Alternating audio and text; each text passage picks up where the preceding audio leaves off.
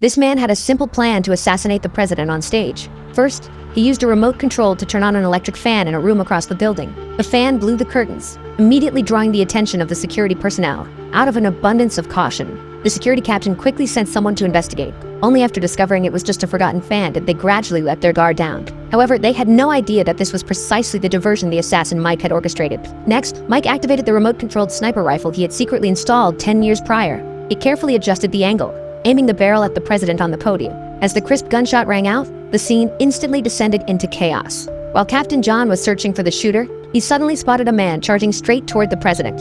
John reacted swiftly, immediately tackling the man and pinning him to the ground. Meanwhile, the remaining security members quickly surrounded the president and escorted him to the ambulance. John's attention was completely focused on the subdued man, repeatedly asking him why he rushed at the president. However, he failed to notice a woman in the crowd who appeared unusually calm. Amidst the chaos, she quietly tossed a package under the podium. With the interrogation yielding no results, John had no choice but to order his subordinates to take the man away. Just then, he noticed a photographer holding a camera, seemingly capturing the entire incident. John immediately ran over and borrowed the camera to review the footage, indeed capturing the moment the woman threw the package. However, by the time he realized this, it was already too late. Oh my God, it's a pop. In fact, everything had been orchestrated by the terrorists. The only thing the perpetrator never expected was that the person shot was not the real president, but a body double. This was a tactic the president routinely employed to mitigate assassination risks. At that moment, the real president was in a hotel room, watching the live broadcast of the summit on television. When he saw his body double get shot, he couldn't help but break out in a cold sweat. Shortly after, another explosion was heard from the scene, violently shaking the entire building. No one anticipated the terrorists would be so insane, leaving almost no one a way out. Fortunately, the president himself was not present. Otherwise, the consequences would have been unimaginable. However, they didn't expect that the terrorists' plan went far beyond this. The other party had long been familiar with the president's security patterns and had bribed the waiter at the hotel entrance in advance, successfully infiltrating the president's whereabouts. Using the membership card handed over by the waiter, the assassin Mike easily took the elevator straight to the president's penthouse. Just then, the secret agent disguised as a waiter unexpectedly encountered a stranger. After a brief exchange of glances, the agent had no time to react before being shot dead by Mike.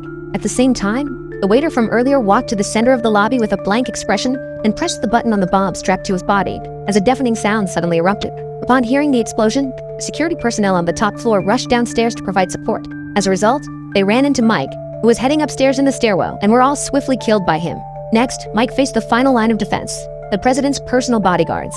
He put on a hood, pulled out a dagger, and took out one person with a sneak attack from behind. Then, he hid behind a corner and used a mirror to scout the bodyguards' positions. Immediately after, he suddenly rushed out from cover and, before the bodyguards could react, fired several shots, instantly taking down 2 people. After the last bodyguard fell, Mike took out 2 explosives from his backpack, struck them on the door, and detonated them. The moment the explosion sounded, he burst into the room, killed all the officials on the spot, and then abducted the president. At the same time, his accomplice arrived disguised as a paramedic. They first injected the president with a drug, rendering him unconscious, and then carried him into the ambulance. Mike changed into a security uniform and quietly left the scene. However, an unexpected event occurred during the escape. The president suddenly regained consciousness and forcefully struck the accomplice's head with a stick. At that very moment, a little girl who had been separated from her mother in the chaos of the explosion ran crying into the middle of the road. Mike instinctively jerked the steering wheel, causing the ambulance to lose control and roll over.